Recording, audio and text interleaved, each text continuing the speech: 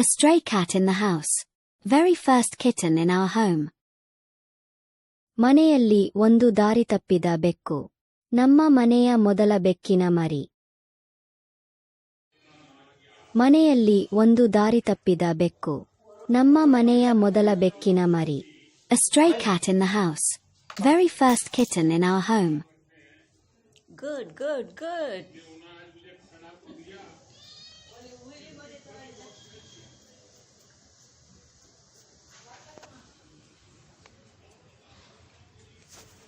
ಇನ್ನೊಂಚೂರು ತಂದಾಕು ತೊಗೊಂಬ ಬಾಕ್ಲಾಕ ಹಂಗೆ.